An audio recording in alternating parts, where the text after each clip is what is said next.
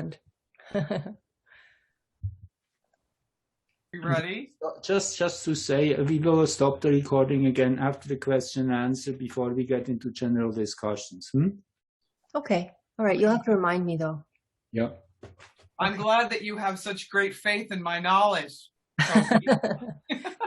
Well, you didn't steer me wrong with the whole I'm somewhere in the future and I look way better than I do right now. So I thought about opening it with that following your meditation, you know, I thought about that. So tonight we're going to talk about balancing pH in the body, which is also known as acid and alkaline. So you might not have heard a whole lot about pH, but probably everybody has heard about acid and alkaline. And this food is very acidic, or this food's very alkaline. And so we're going to talk about tonight why it's important, what it is and why it's important, where and how it shows up in the body, early indicators, how to check it, and then how to make some small dietary changes to sort of correct any imbalances that you might have.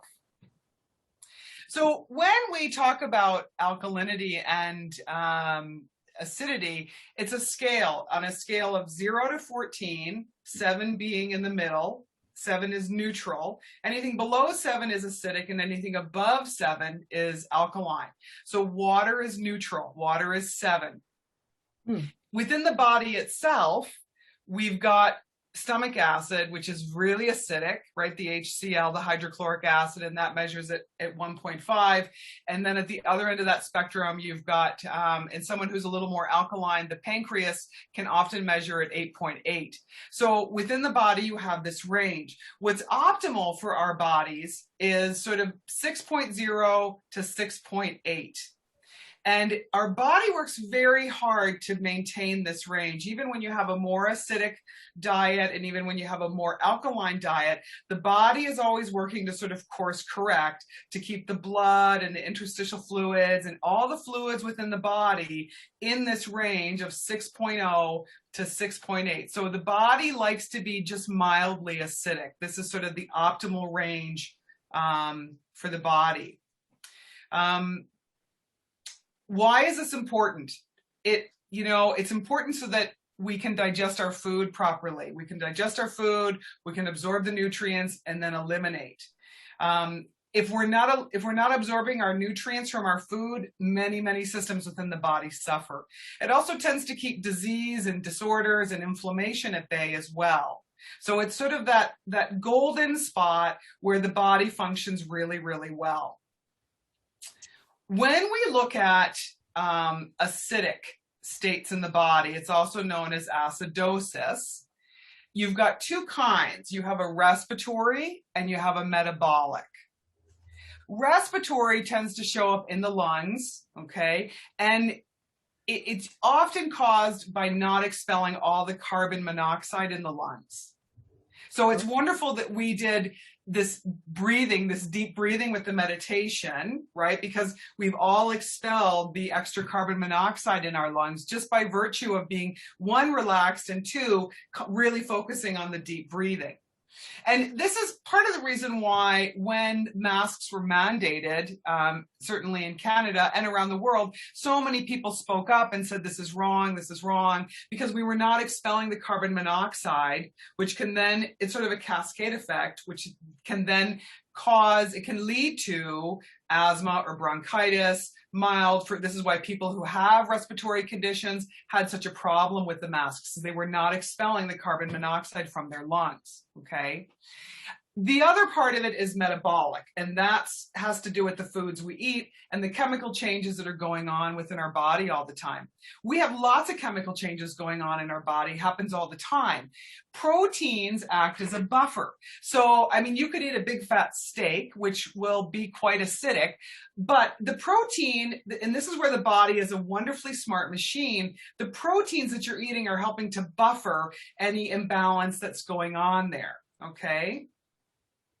So when you are a little more acidic from a metabolic standpoint, it's fairly common to see this with diabetics or people that have kidney failure.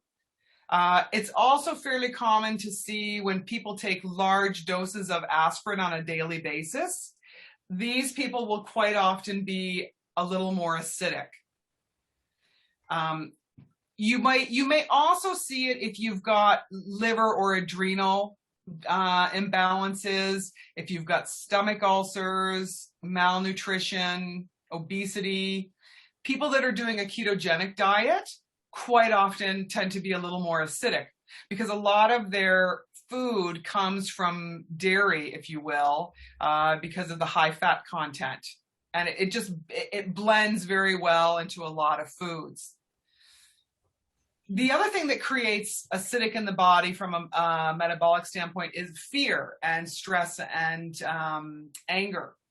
And part of that goes back to how we're breathing, right? So because there is a dialogue with our emotional well-being, there's a dialogue with our cells. And so that will also create a bit of acidity in the body as well. Early indicators that you may be too acidic. Sighing. If you know anybody who's a frequent sigher, they're like sighing all the time and there isn't really anything that warrants that, but they're just sighing, that could be a sign that they're a little bit acidic. Insomnia, water retention, when your eyes are deeply recessed, deep recession in the eyes, arthritis, migraines, abnormally low blood pressure, strong perspiration, alternating between constipation and diarrhea, halitosis, and if you find that your teeth are particularly sensitive to vinegar or very acidic fruits. These are all indicators that you may be outside of that normal range, okay? So when we look at the other side of that, which is alkaline or alkalosis, that's just the inverse of acidity. Most people tend to be over-acidic. They tend to be, because of our diet, of what we eat, we just tend to be more acidic than we are alkaline. You find alkalinity in people that have a really overactive nervous system. It's like a hyperactive nervous system. They tend to have seizures, people that hyperventilate, or they have highly nervous conditions. If you know someone who, say someone had a seizure and you checked their pH afterwards, you'll find that it probably would be on the higher side of alkalinity, okay? When someone has a high alkaline content, it tends to be, if it isn't something biological going on with them, it will be quite often because they're taking sodium bicarbonate, which is baking soda, to counter discomfort from like peptic ulcers, or gastritis, indigestion or upset in their digestive tract, that sort of thing. And they're doing it on a fairly regular basis. Although baking soda in a small quantity in a glass of water is great for helping to create that balance in your body, if you're drinking it all the time, it can have the effect where it takes you out of that range and then bumps you up into being over, like too high as far as the alkaline side goes, okay? If you've got high cholesterol, if you have endocrine imbalances, so hormone imbalances, if you've got some asthma, chronic indigestion, night coughs, creaky joints, sore muscles, bursitis, all of these things may be signs, maybe early indicators that perhaps your diet is a little bit too alkaline. So the way you check, the way you find out whether you are in that perfect range or you're too acidic or you're too alkaline is that you test it with pH paper. And you can go to any drugstore. I don't know if you guys can see this. You can go to any drugstore. This happens to be Genuine Health brand. And it's not expensive. I think it's about $15. And you get a roll of pH paper. And on the other side is the range. So there's two ways you can test it. You can test either your saliva or you can test your urine. As a rule of thumb, because your levels will fluctuate throughout the day, you have a cup of coffee, coffee's very acidic, that will bump you into a more acidic state. You eat a big plate of vegetables for lunch, they tend to be more alkaline, that will sway you more into more of an alkaline state. So really the best time to check it is first thing in the morning, when you wake up. Before you drink anything, you brush your teeth or anything else like that. When you sleep, your body it's releasing toxins. It's getting ready to get rid of toxins. It's sort of dumping toxins, right? Your liver is dumping toxins when you're sleeping. And one of the places they collect is in your mouth. So when you get up first thing in the morning, the very best thing you can do to support your body as a whole is to take a little sip of water, swish it around, and spit it out. And what you're doing is you're spitting out all the toxins that have collected in your mouth through the course of the evening while you've been sleeping. Then, if you're a water drinker, you can have your big drink of water or your coffee or whatever it is. But if you want to check your pH before you have your coffee, you have your sip of water, rinse your mouth out and spit it out, and then give your mouth sort of a minute for the saliva to sort of come back. And then you pull off a piece of the tape, right? And you stick it under your tongue. And you hold it there. I just had coffee, so I'm going to be a bit acidic, okay? And you hold it there until it's saturated, but not so wet that it's going to fall apart. And then what you do is you hold it up on this chart here, and where you want to be is sort of in these 3 blocks here. You can even be in this one. This is 6.0 to 6.8. You can even come down here to 6.9. When you get into these ranges here, now you're becoming too alkaline. And when you're over in the yellow ranges, you're too acidic. So when you are looking at bringing the body back, so let's say that you find, yes, in fact, you are a little bit acidic. This is fairly easy to correct, but it doesn't happen overnight. It takes a little while. You have to, you need to make some dietary changes. And I don't recommend checking your pH every morning because it does take a little while to correct that imbalance. And again, it fluctuates throughout the day depending on what you eat. What I've done is I have forwarded some charts to help you guys in terms of alkaline and acidity. When I started down this road, what I did is I looked at the charts, and I think Roland's going to upload them here in a minute or two. The easiest way to sort of use these charts is to find things that you eat every day. And likely most of them are going to be on the acidic side.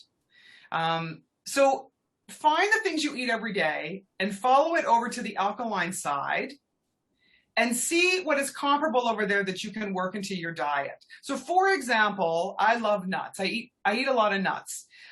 Brazil nuts, pecans, cashews, well, I found out that a lot of the nuts I was eating were very acidic. So I just followed it over because it's broken down by categories.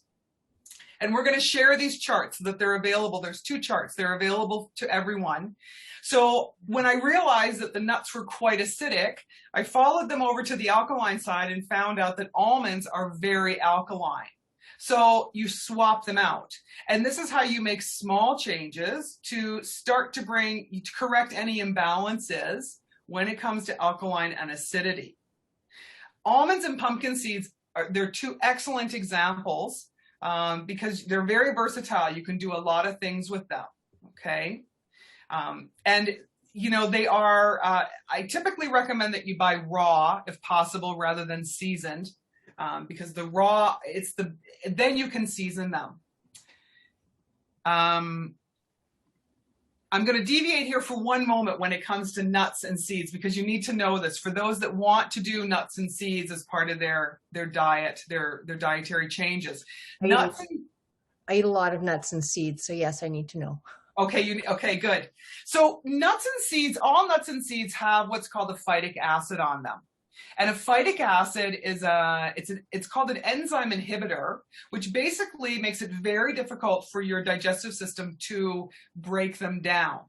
Because Mother Nature intended for nuts and seeds to be planted in the ground, watered, and sprouted.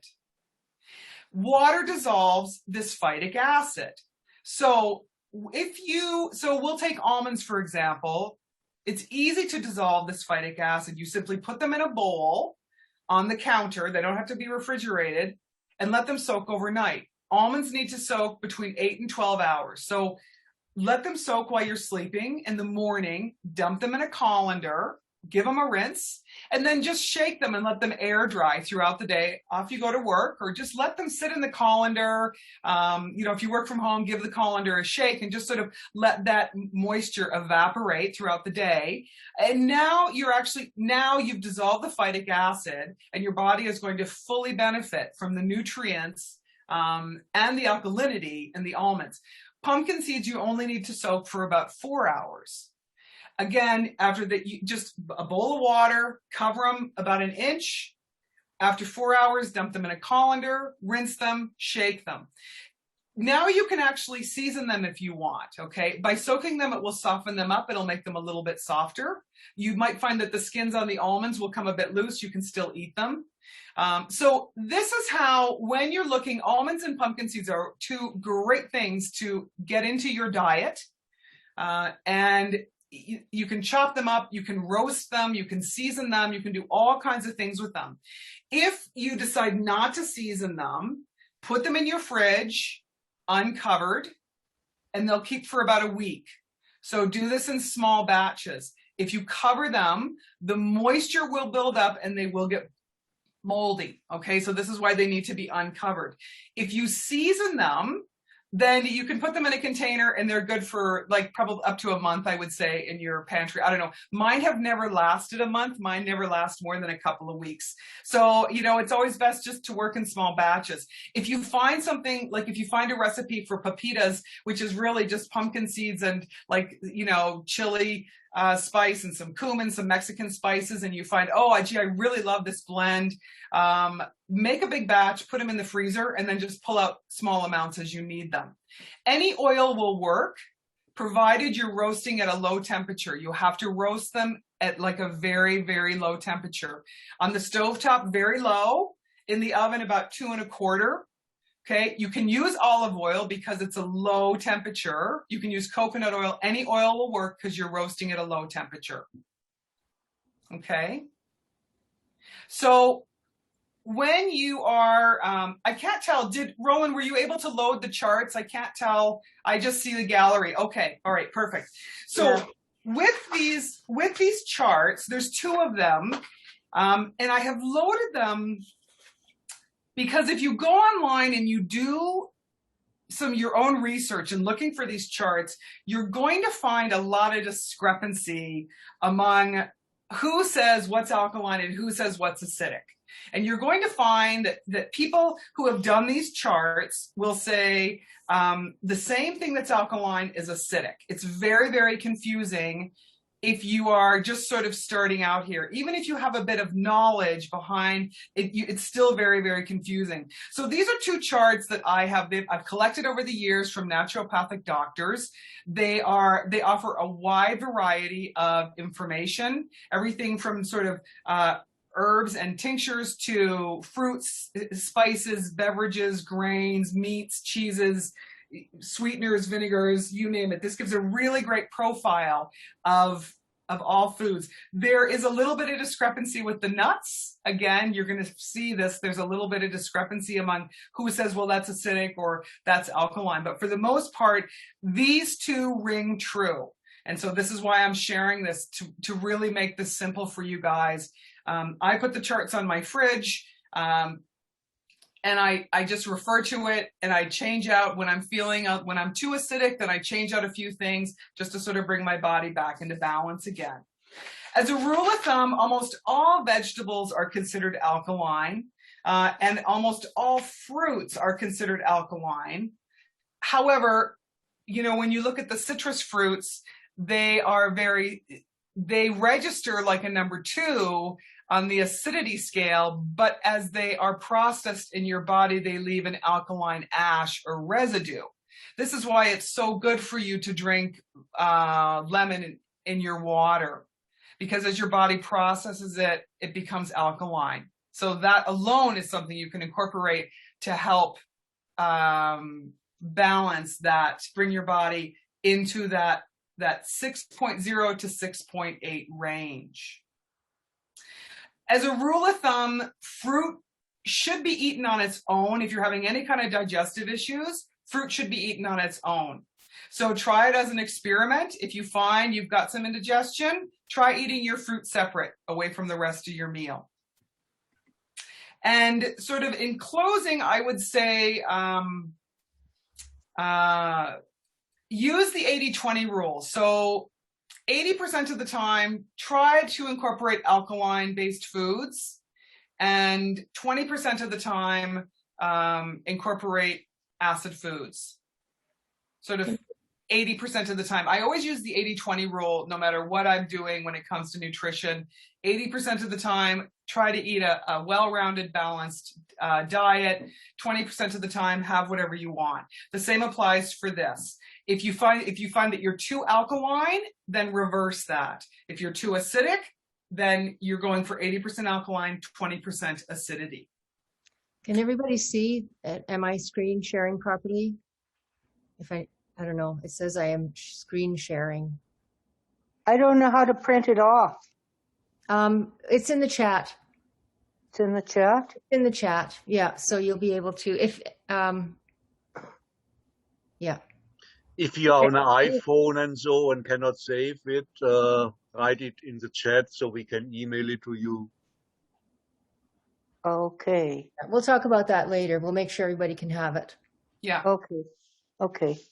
And there's another, I found one that's just sort of a very simplified chart that I'll probably send off to you, Deb. It's 3 columns, because when you look at this, it's a little bit, there's a lot of really great information in here, which is great, but it's very detailed. So it's maybe a starting point. This simplified chart may be a little bit better, and I will send that off to you probably tomorrow. Okay. Okay. Yeah. It's a bit hard to read. But yeah, it is. That's why I wasn't sure how well it was going to screen share. But the PDF it's a higher resolution PDF. So when you actually print it off, you can read it. You can read it quite clearly. Okay. Okay. And so that's a lot of information, and that's sort of understanding why pH is so important. So we'll just open it up for questions and see if anybody has questions. Mm-hmm.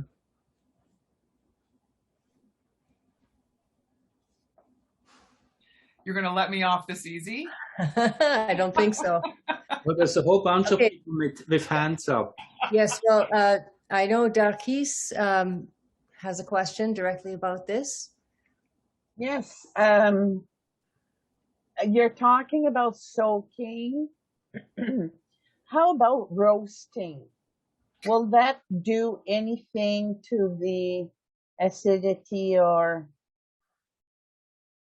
No, the roasting, when you roast it, but you need to soak them first. You have to dissolve the phytic acid around them.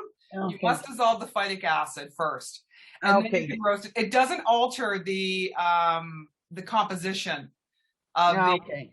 What would alter the composition is if you cooked them on a very high heat. Now you're going to alter the composition, the structure of it. Okay. Okay, I get it. So really, they have to go through water. You need to soak them, and dissolve that phytic acid, and then roast them under a low heat, and you're good to go. Thank you. Mm-hmm. Okay, I see that Elizabeth and Daniel had your hand up. No, okay. Diana, hi, Diana. I had my hand up, but not for that. It was from before. Oh, okay. Okay. Thanks. My question is I make my own kombucha, and I was wondering how that affects pH. Kombucha would actually, that would support in your range, provided you don't have a lot of sugar in it. Okay. When you make it, if you have a lot of sugar, because sugar will translate to acid in the body as it's processed, okay? Anything fermented, which is what kombucha is, it's fermented tea, and it's usually just tea, SCOBY, and a little bit of sugar and water.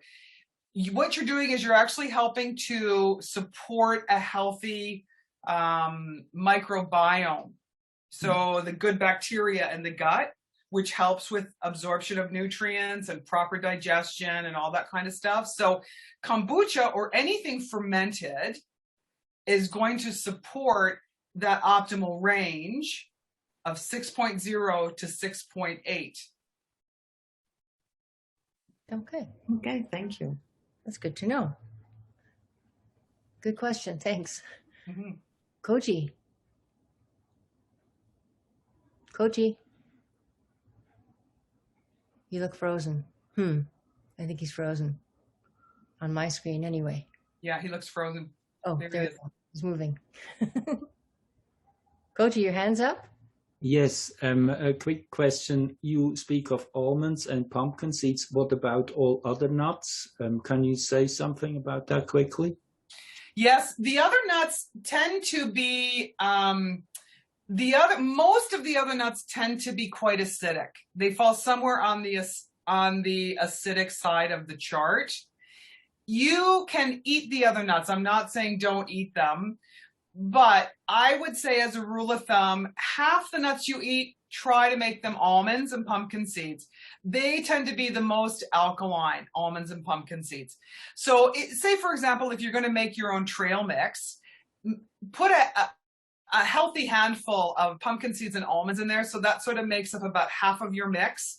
And then the other half of your mix would be a blend of all the other stuff that you want to put in your trail mix. Okay, that's why you can, like, I love Brazil nuts, and Brazil nuts are rich in selenium. They're excellent for you, but they're very acidic. So, you know, again, in moderation, you want to, if you really love nuts every day, if it's sort of one of your snacks, then I would say balance it. So sort of 4 days out of the week, have almonds, and then the other days out of the week, then you can have your other nuts as well.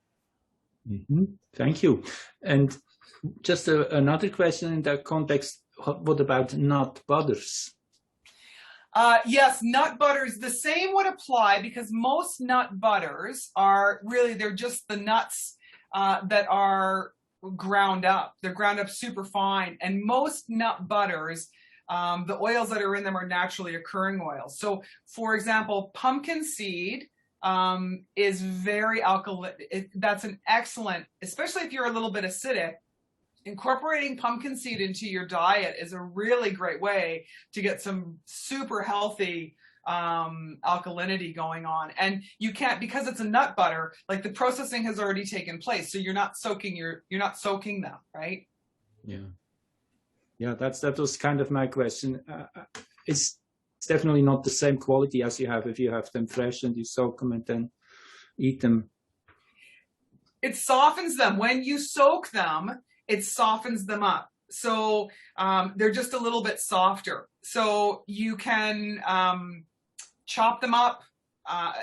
When you roast them, they tend to firm up a little bit. For anyone who possibly has a problem digesting nuts and seeds, it might be because of the phytic acid. So the exception to that is if you've got diverticulitis. And if you have diverticulitis, you know who you are, and nuts and seeds are off the table for you. So, but when you soak them, it softens them. And they're quite delicious, actually. They're just a little bit softer.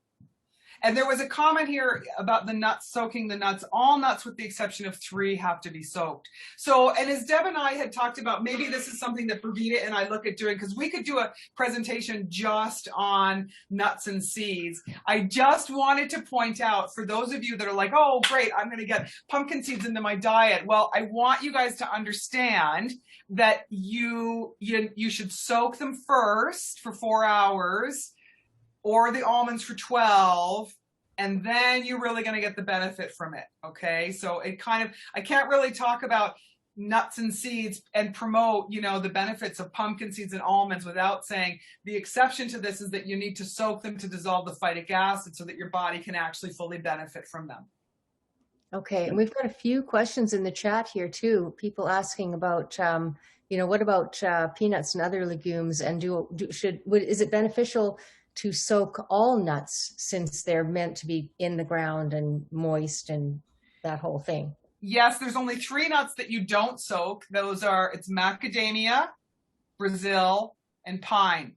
Those are the 3 nuts that you don't soak. All of the nuts you soak. For those that want more information on this, I do have resources. Like I have something I can send you on this, Deb. As well, there is information online about this as well, because there's a chart that you can find online that will say, you know, depending on the nut, not all seeds have to be soaked, but the times that you soak them is what varies. Okay, and there's a chart. I have a chart in one of my books in the kitchen that I could scan and send to you, and we can post. I could do that sort of, it could be made available maybe on the next call that we do, or that sort of thing. I can forward some more information regarding this. Okay, that would be great. And I can post it to the website, and I can email it out to anybody that sends me an email saying, I want that information. Okay. Yeah, okay. Gosh, who was next? Yeah, we've got Gloria. Brigitte is going like this. Hi. Yeah, I Hi. just want. Hi, Mary. Great presentation. Thank you. Thank you. Wanted to add with the nuts. My second reason for soaking nuts is that it removes any potential mold or any spores that may have accumulated in the packaging, which could cause you digestive distress. And lots of people already have problems digesting nuts. So why do you want to add to it? So simple process. I soak the nuts overnight in slightly salted water, rinse them off, and then I put them in my dehydrator. So I roast them or warm them up and harden them again in a slow heat setting, usually at 125 degrees. If you don't have a dehydrator, put them in your oven at your lowest setting and keep the door slightly open. Very simple. And you know what? They taste a lot better. Yeah, they do. Yeah. That's it. Thanks, Brigitte.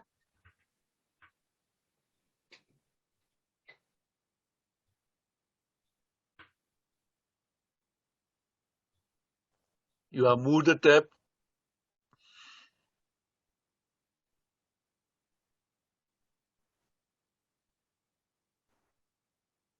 Are you waiting for me? Oh, I'm the one that's muted. Oh, for gosh, geez. Okay, Debbie. Yeah, go ahead. Hi, Mary. Correct me if I'm wrong, but is one of the reasons you want to stay away from acidic foods the fact that the body will draw out calcium from your bones and lead to osteoporosis, especially with high dairy diets and such? Yes, that is correct. Yeah. It's another form of inflammation. And really, this is, thank you. That's a great point, Deb. Thank you for bringing it up. Inflammation is sort of a catch-all for when the body doesn't function properly. And it shows up in all different forms: arthritis, osteoarthritis, indigestion, cholesterol imbalances, blood pressure, migraines, IBS. All of these things are considered inflammation. And when the body comes out of balance, then it shows up in some form of inflammation. And the reason why it is so important with alkaline and acidity, especially over an extended period of time, is that with the body trying to constantly course correct, it starts to sort of rob Peter to pay Paul, because this is what the body does. The body is so good at sort of maintaining homeostasis, which is where it wants to be. Homeostasis is the state, the perfect range where the body wants to function. It starts to rob Peter to pay Paul. And it starts to show up, as Deb said, where it will start to leach calcium from your bones, which then can lead to things like osteoporosis. You have, bone density problems and all of these other things. So in the bigger picture of things, the reason why alkalinity and acidity is so important is really because you are trying to prevent sort of the micro stages of the inflammation growing into something that's much larger and much more serious. Okay, thanks. And I guess inflammation is kind of one of nature's ways of letting us know something's wrong in the body. Yes, it is. Yeah. And when it starts out, it presents, as something like, it sort of taps you on the shoulder and sort of, oh, something isn't sitting quite right in my stomach. It's not quite digesting quite right. Doesn't necessarily happen after every meal. And then it sort of escalates to the point where you're noticing that you've got indigestion or heartburn on a fairly regular basis. And then you're having it every night. And now you're going to the doctor because you can't sleep. And so it's progressive. All things with the body are very, very progressive. So when you check your pH, sort of tune in with sort of what is resonating here with you, what you're finding, you know, okay, this sort of happens to me on a fairly regular basis now, sort of identify what it is. And then when you start to course correct your alkalinity and acidity, then sort of see where you are 6 months from now to find out sort of where things are at this point, whatever it is that seems to be out of balance or the inflammation with you. Okay, thanks, Mary. Skip and Tony. Hi, guys. We distill our own water. So I was wondering if it's okay to be drinking distilled water or if that's extremely acidic. And if so, what's the best thing to add to it? Mary, thank you. And thanks for all this information. It's awesome. Oh, excellent. I'm glad you're welcome. Yeah, you raise a good point. So yes, distilled water is very acidic. I think that distilled water it's a good thing to have in your diet in moderation. Just as I think alkaline water at the other end of the spectrum is a good thing to have in your diet in moderation as well. What you're missing with the distilled water are the minerals, okay? So I would suggest adding like trace minerals to the water to sort of fortify it again is what you need. I wouldn't suggest drinking just strictly distilled water. Again, 80-20, or with distilled water, I would even go half and half because it is so acidic. So when you are drinking your distilled water, add your trace minerals to it. There's a couple of different, you're looking for a trace mineral content that's coming from the Salt Lake Flats in Utah. That's probably our closest, one of our readily available sources, okay? And you just put a few drops to fortify the water again, okay? Awesome, thank you. You're welcome.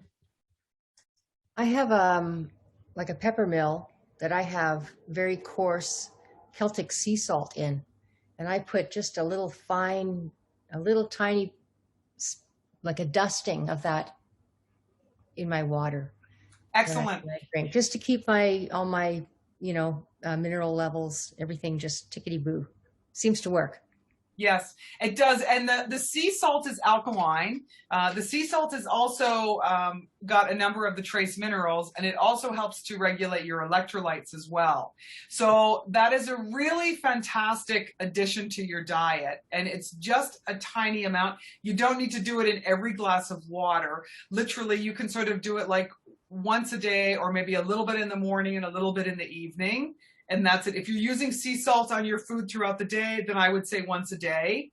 Do that. If you're fasting, this is another thing that will really help. It's very important when you're fasting to do the sea salt and water to maintain the balance with your electrolytes and to get those trace minerals. Okay, thanks, Mary. Mm-hmm. Morgan, did you have a question? Yeah, kind of a lot. Actually. Yeah. Let's see here. I guess some of these I can ask you outside of this. Thank you very much for your presentation. That was awesome. As you were mentioning nuts, I was very curious about pine nuts once you brought those up. And then I started wondering where they come from and everything else. So are you aware of like any species of pine nuts in Canada that we could go out and harvest ourselves? No, I'm not. That would take a bit of research. Brigitte might. She might be knowledgeable on pine nuts. Brigitte? Most of the pine nuts that I'm aware of come from a bigger cone species, usually grown in the Mediterranean type of environment. I haven't heard of a pine nut that is easily or available for our body in our neck of the woods. Okay, fair enough. I'm gonna look into that more just because I'm curious. Yeah, yeah. You were talking about alkaline foods as well as like acid foods, and I was curious if you'd heard of a guy named Dr. Sebi by any chance? Dr. Who? Dr. Sebi, S-E-B-I. Yeah, I have heard of him. Yes. What do you think of his work, out of curiosity? I don't know a lot about him. Okay, so I don't feel like I can really answer that question in any depth. As far as his thoughts on like alkalinity, the pH, is that what you're asking? Like, Yeah, that, and I guess his methods of dealing with various different things as well, because he's definitely hardcore in terms of sticking mostly to alkaline food diet. Like his food list of what he feels is approved food list is very, very short, very strict. Definitely nothing that's GMO or even hybridized. Definitely sticking to like whatever God put on the earth, stick to that because that's what, God put here for us. yeah, I think without knowing what his exact protocols are, our diet, we tend to be quite acidic based on the food that's available to us and what, we tend to eat diets that are, they're starchy. They have a lot of simple carbohydrates. So breads, pastas, they're starchy carbs. If you talk to the average person, is their plate, half their plate full of vegetables? Probably not. It's probably like half of it's full of simple carbs, your starchy carbs. And so the way that translates with the body, it has to break it down. It ultimately becomes glycogen, which is a form of sugar. And that's what the body uses for fuel. Well, sugar translates to acidity in the body. And so this is why most people, if you test them, they're going to be acidic. They're going to run acidic. And they're probably not in that range of 6.0 to 6.8. They're on the lower end. Their paper is quite yellow. And so in order to bring the body back into balance, it takes a while to do that. And I don't believe I don't believe in doing anything really super hardcore, unless you are a professional like Brigitte and I, and we choose to do that of our own accord because we know what we're doing. You have that knowledge base. But for someone like yourself, I'm not an advocate of doing things hardcore because you don't have all the tertiary knowledge that you need as to how it affects the body. Like if you correct that too quickly, what happens then? What's the fallout from there, right? So, this is why sort of slow and steady is the way to correct this balance. And once you correct it, then you work to stay in that range because it will take a few months to correct this. And that's being quite dedicated with someone who is just sort of outside of that range, right? So I'm not a fan of anything that is super hardcore. It usually backfires. It usually creates other problems on the back end somewhere else. And in the end, the person has other issues then that they have to work with, unless they're working with a practitioner, and they're working with someone who, like a naturopath or a practitioner or someone certified, and they're getting their blood work done and they're monitoring things very closely. I don't recommend anything hardcore. I'm so glad you brought all that up because those are things I'm definitely interested in, as well as Dr. Robert Morse. I really like his stuff too, from what I understand of it. Yeah. I am still learning about it. I have actually a long time ago I had stomach issues. When I went to the hospital, the guy just threw me a script, and I didn't really like his answers when I tried to ask him something. It's like he didn't care. So I threw that out before I left the hospital. And a friend of mine told me to grab a herbal detox kit. I did that, and within 3 days I was fine again. So that's what started kind of going down that path. I haven't really taken it seriously in terms of actually really going hardcore, which, like you said, I'm not a fan of jumping right into super hardcore because typically you'll fail anyways because you don't have the knowledge, you don't have the experience. Where do you find all the crazy stuff that is on that food list? And it's kind of like the wind dies down pretty quick. Over the last 2 years, I've definitely gone more vegan. I've cut a lot of stuff out, like refined sugars I've been pretty good with. Meat and dairy, not really much part of my diet. Admittedly, leading up to my move here, I have definitely fell face first off the wagon. But in terms of like the tests and stuff that you can do to monitor your body, what kind of tests are there to monitor the body as you go? Say, for instance, a little bit more hardcore. Like I have psoriasis on my shin. And from what little I do know about Robert Morse's stuff, he's definitely like stick with fruit and vegetables as much as you can to get like your body and your kidneys filtering and stuff properly, and then that'll help remove more toxins from it, and then you can kind of balance from there. So I was thinking about trying that. I really want to. I think it would really help get rid of this psoriasis as well as bring up, say, for instance, like past emotions that I've repressed. So what kind of tests are there that I can do to be able to monitor how my body is and know that I'm not going so crazy that, I don't wake up one day? Start with getting the paper. Pick up the paper. Okay. Start with this. And you want to be in this range. The top three here, you just remember you want to be in 6.0 to about 6.8. You can go as high as 6.9.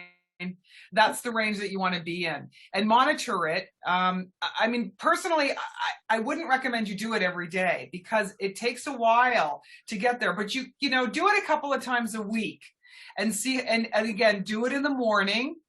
Take a sip of water, rinse your mouth out, spit the water out, give your mouth about a minute to let the saliva come back in.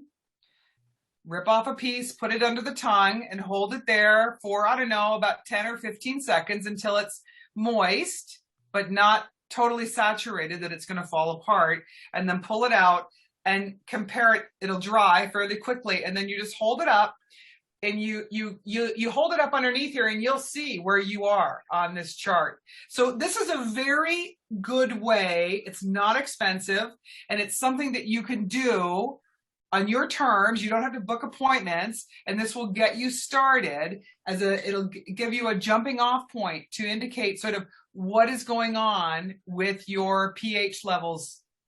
Okay, as a starting off point. Okay.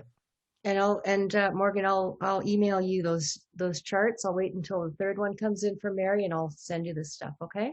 Excellent. Thank you. Okay. Thanks. Yeah, that was it. Thank you. You're welcome.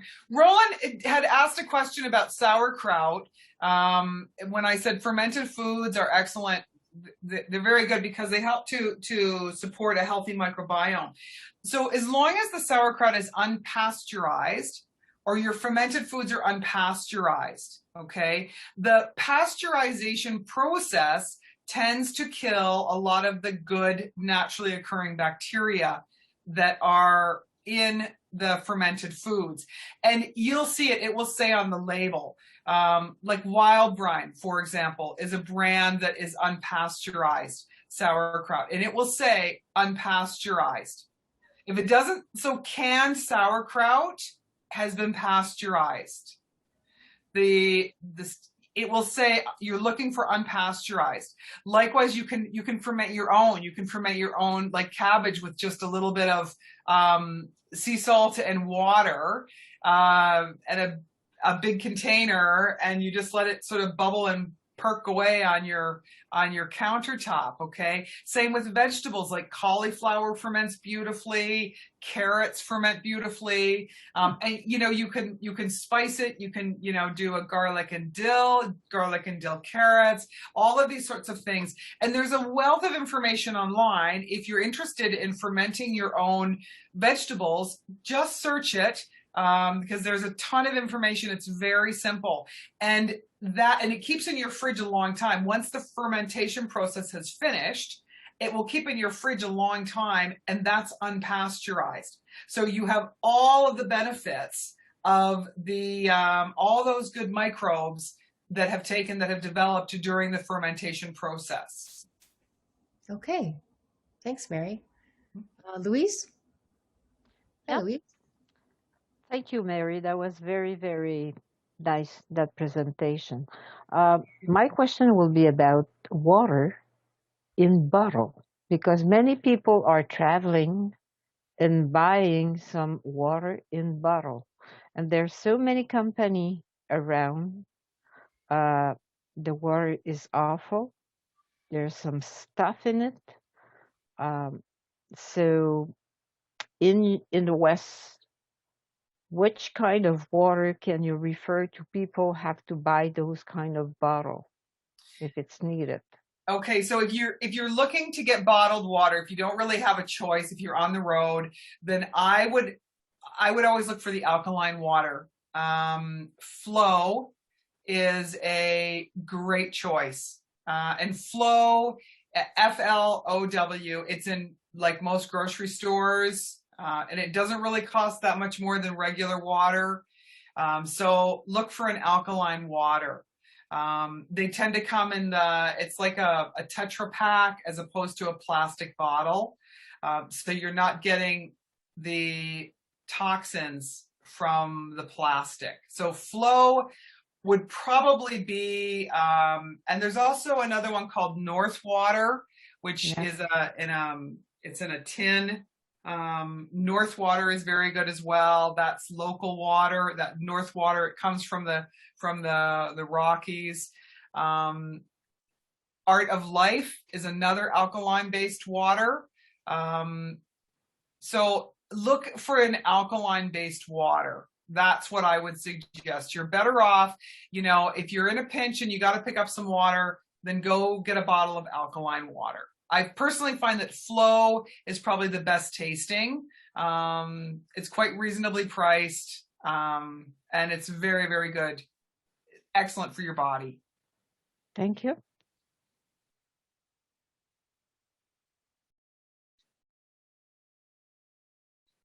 Koji? Yes, I really that is a wonderful presentation, Mary. So knowledgeable, so much good information here coming our way. Thank you so much. Yeah, I think there's lots to think about here and to do some follow up. A quick addition to the water thing. I'm traveling a lot, and what I usually do, I have my empty gallon jars, and in grocery stores which have that available. There's many of those. I refill from reverse osmosis water, and you can get that for a few cents per gallon. It's very inexpensive and clean drinking water, and I mean, it's probably pretty much neutral pH-wise, but that's what I do, just for those who are depending on bottled water. That's my suggestion. Yeah, excellent. That's an excellent suggestion, Koji. And the only thing that I would add to that, if you're able to source the trace minerals, the liquid trace minerals, when you get the reverse osmosis, and then you add a few trace minerals, wow, you have really amazing water now. You have created sort of this water mecca in your bottle, and your body is just going to be like, oh my God, what are you doing? What happened to you? So yeah, if you want, I can forward Deb the information on the trace minerals. Absolutely. There's always a way around it. There's always a healthier path. You don't have to just grab, the 99-cent bottle of spring water, and say, oh, that's good. There's always a healthier option that's just sort of you just have to reach a little bit further, and it's right there. Okay, nice. Thank you. Yeah, and we just had reverse osmosis system put into our kitchen here, and we chose the one with the remineralization system. So Excellent. that would do the same thing, I guess, putting the minerals back into the water. Yes, excellent. Yeah, that's exactly what you need, because that's the problem with the RO water. The minerals have been stripped out of it. So you somehow have to get those minerals back into your diet, right? Whether it's you add them to the water, like what you've done, that's fabulous that you've got the remineralization taking place right in the water, or you add them to a water bottle, and when possible, I have a glass water bottle that's sort of wrapped in rubber. I got them at Costco. If you can switch to a glass, and they're easy to find, a lot of them now, you can find them, or a metal canister. If possible, I would say get rid of your plastic water bottles, especially the ones that you refill. Swap them out for either a glass bottle that's got the rubber mesh around it, or a canister. Okay, yeah, I used to follow this Australian naturopath who has a school. She teaches in Australia. I can't remember her name. And one of the things that I learned from her is that when we have all these things out of plastic bottles, plastic containers, that contains a very, very unhealthy type of estrogen. Mm-hmm. And she said, and it's very high levels of estrogen compared to estrogen that's found in plant-based estrogen. She says that the plant-based estrogen communicates with the cells of the body and asks, do you need some estrogen? And if the answer is no, it's flushed out of the system. Mm-hmm. But the estrogen that comes in the plastic doesn't ask, and it just bombards the body with estrogen.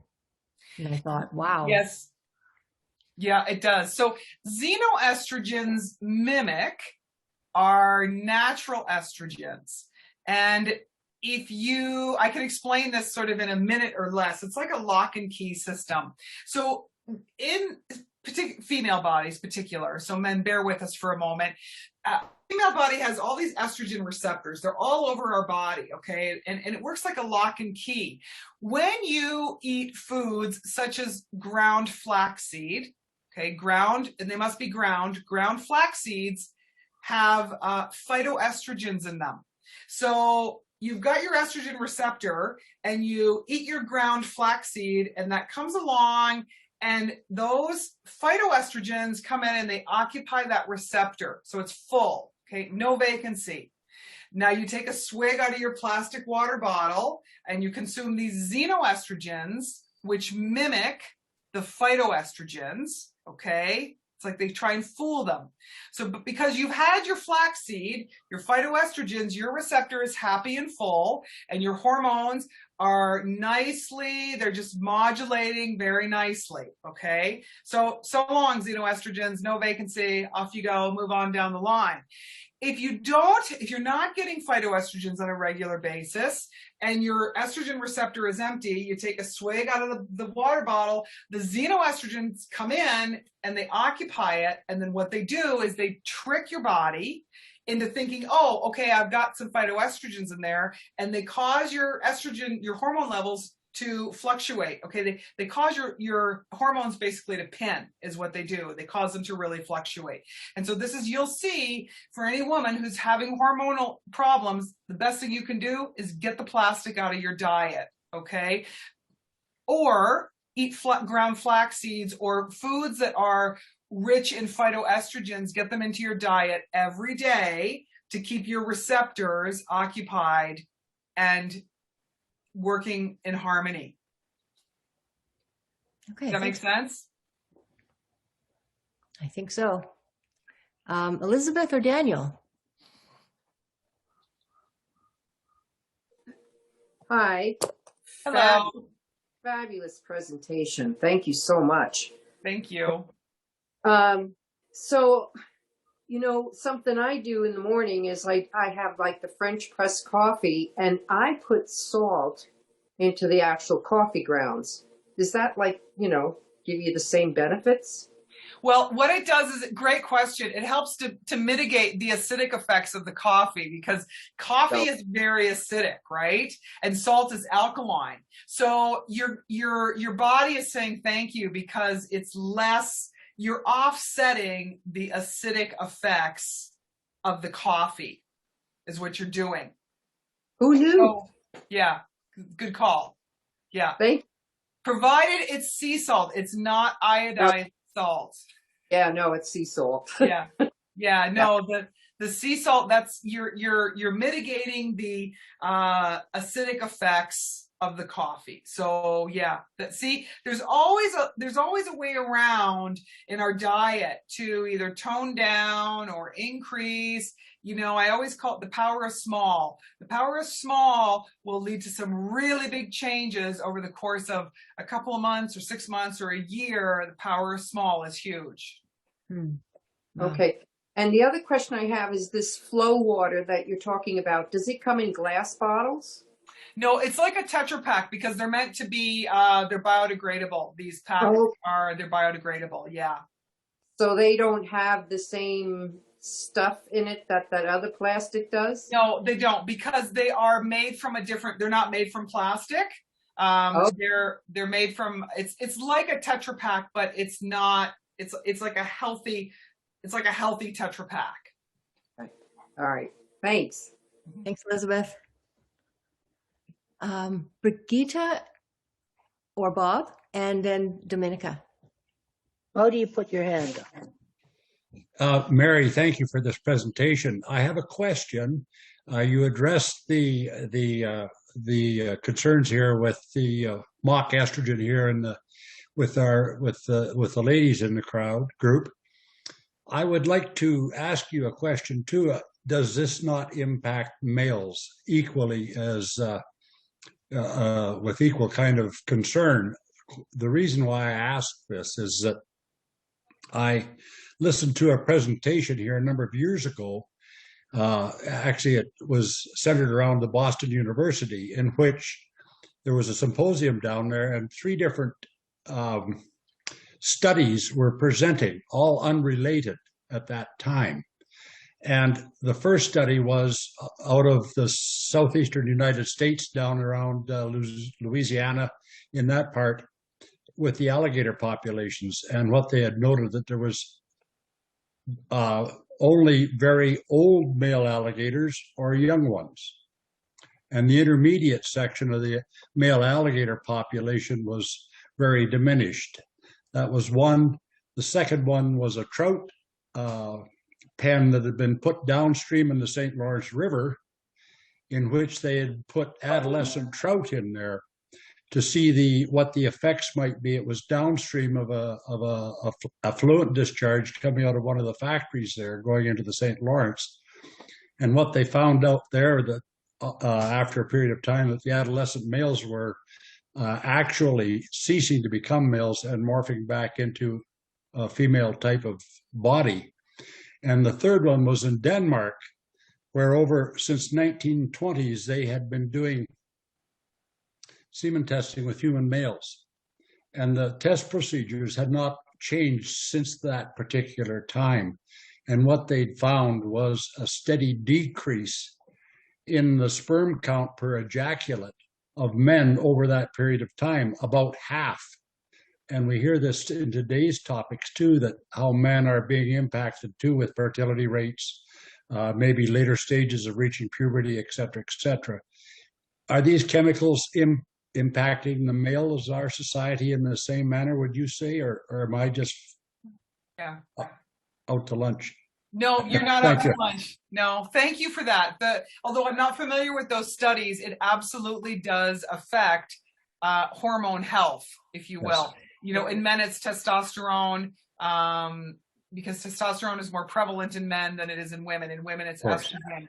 But it's affecting, the bottom line is that it is affecting hormone health and hormone balance within human beings. And obviously, you know, that's extended to animals as well, right? Exactly. So yes, I mean, the full extent of what impact these xenoestrogens are having on us, I don't know if we really understand the full impact of this. If it's really how big of a study or how many studies have been done on this, but it is absolutely affecting hormone health on the planet, we could say. I think it's safe to say that.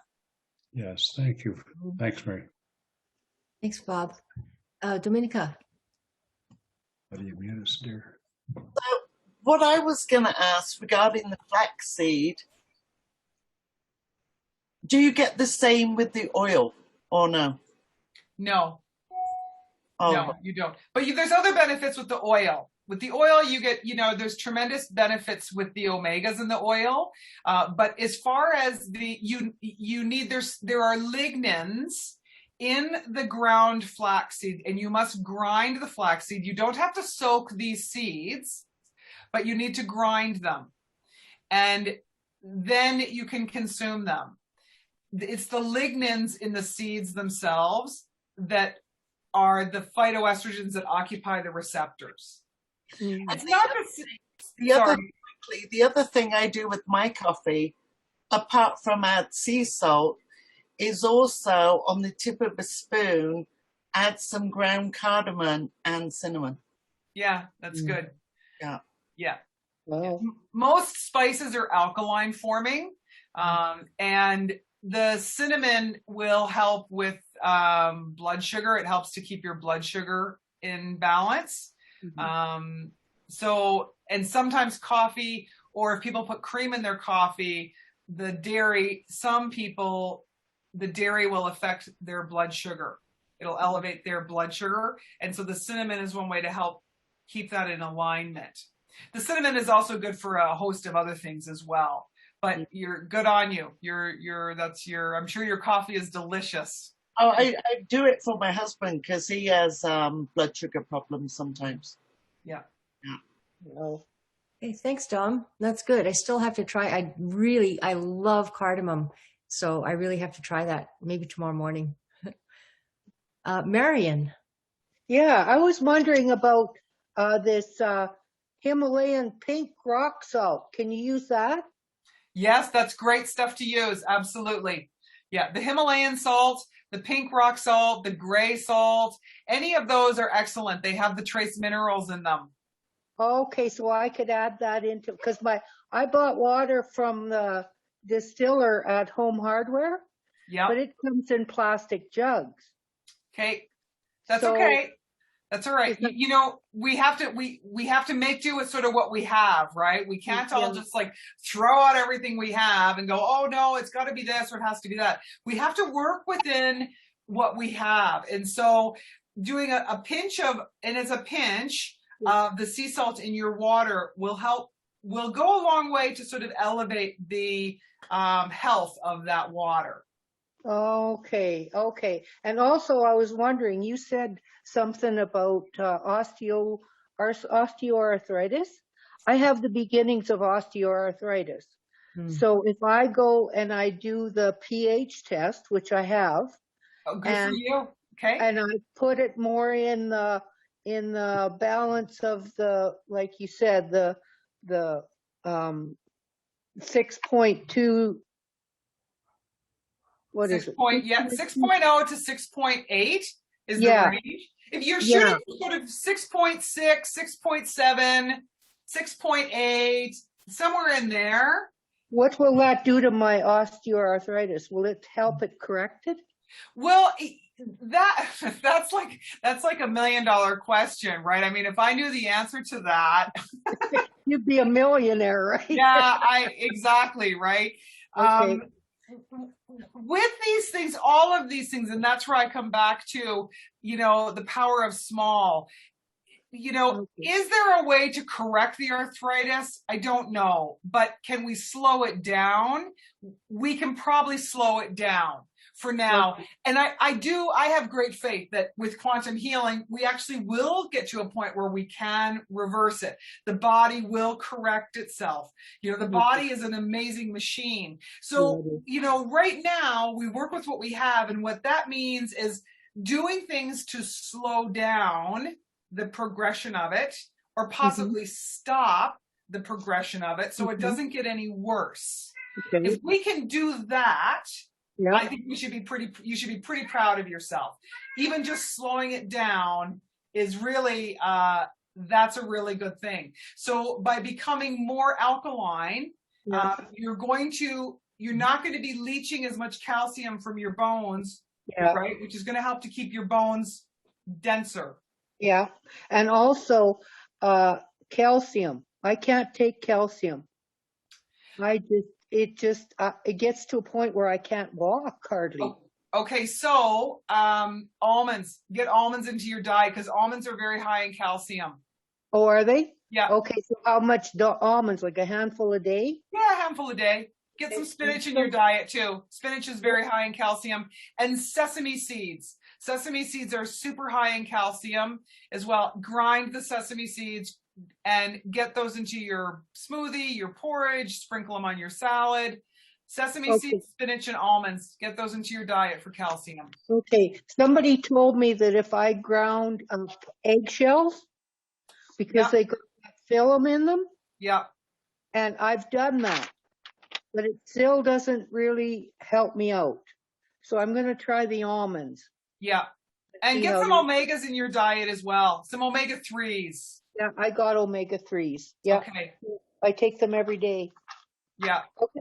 Well, thank you. You're welcome. Thanks, Marion. And Mary, when you say grind these seeds, what pops in my head is mortar and pestle. Because that's what I have. That's what I would use.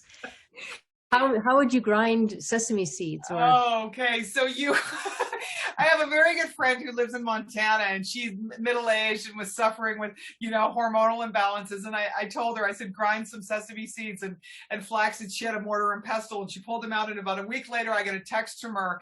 It was actually from her husband going, "There's got to be a better way." They're jumping all over the place. They're like Mexican jumping beans flying out of this mortar and pestle. And he's like, "I'm sick and tired of cleaning these seeds up. There's got to be another way." So yeah, buy an inexpensive coffee bean grinder. Okay. Go to the store and buy an inexpensive coffee bean grinder and grind them that way. Okay. Save the mortar and pestle for other things. And so what I do is I do a sort of a scoop of the flax. I throw the flax in there and grind them up and throw them in a container. And then I throw a scoop of the sesame seeds in there and grind them up. There's a little more oil in the sesame seeds, so they want to sort of become tahini if you grind them for too long. So you can grind half and half. The flax seeds will help the sesame seeds grind a little bit better. And you mix them together in a container, put them in the fridge, sort of 2 weeks worth. Because the flax seeds will go rancid fairly within about 3 to 4 weeks. Your flax seeds will start to turn. So you always want to grind in small batches. So whatever you're going to use over the course of a week or two, grind that, put it in the fridge. So small batches. Okay, thanks. Mm-hmm. Morgan, you have a question for Mary? Yeah, going back to the water bottle thing. What did you say was good apart from glass? You can find canisters as well. You can find metal canisters. There's different, and they're not aluminum. I'm not an advocate of aluminum, but there is a type of metal that you can buy metal canisters. So I would go with either the metal or the glass if you can. Okay. Stainless steel? Yeah. Sorry, yes, stainless steel. Yes, thanks, Deb. Yeah. Okay. Cool, yeah. Cool. Or if you want to get really fancy, Koji just bought us each a copper. Yes. Copper bottle. Yeah. You can get copper water bottles? Yeah. Sweet. Yeah. And you actually, I believe you also get, with the copper, I believe there's a mineral, you get minerals as well. Because it slightly alters the composition of the water with the copper. I believe that there's an added benefit to drinking out of the copper. There is. I heard that too. I don't remember either. I just know it's good. So I was like, all right. I'd have to dig into that a little bit. Koji, you're one step ahead of me. I might have to ask you about that later for sure. I'm going to defer to Koji. Sure. Where did you buy them? Koji, where did you buy them? Well, I should actually give first credit to Debbie Zimmerman. She was the first one to have that there at our gathering. That inspired me. And then when I was visiting one of my clients in Ponoka, she has a little store there, and she was distributing those. So it just was a nice synchronicity. So I just found that was a sign, and I bought two, and one for Deborah and one for me. Yeah. But maybe you can say something about what we were guessing there about minerals, or what element is important to be added, please. Sure. Thanks, Koji. When we talk about zinc, adding zinc to our antiviral medicine chests and such, the zinc and copper are in a fine balance, but we're getting way too little copper as it is. And if we start supplementing with zinc for health reasons, we increase that gap between zinc and copper. You can't just take copper as a supplement because it has such a narrow margin of safety. So it's best to get it leaching from just the micro amounts you get from a copper vessel. So that brings back that copper into the proper balance, especially if you're taking zinc as a supplement. Mm-hmm. So you don't become more copper deficient, because that's at the root of many diseases. Yeah. Thank you. Welcome. Excellent point, Deb. Thank you. Yeah, awesome. We have learned so much here tonight. Mm-hmm. Yeah, we've covered lots. Yeah, yeah. On that subject, do we have any more questions?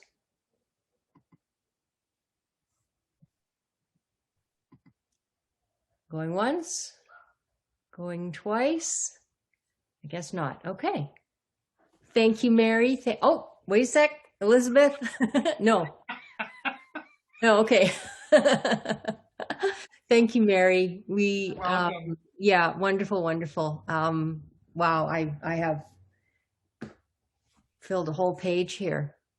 And I look forward to when you send that third document, then anybody that wants the charts, yeah, just send me an email and I will email it out to you. Although two of them are available right now in the chat. So make sure you save the chat before you leave. I will send these off to you probably this coming week. I'll get both of them. I'll send both of you, the one on soaking nuts and seeds, and then the other sort of modified, the simple chart on acid and alkaline foods. I'll send these off to you sort of this coming week, if that's okay. Okay, wonderful. Thanks, Mary. Mm-hmm. Thanks for having me. It's been an honor. Thank you so much. Okay, Elizabeth? So shall we quit the recording now? Oh, right. Stop recording. Okay.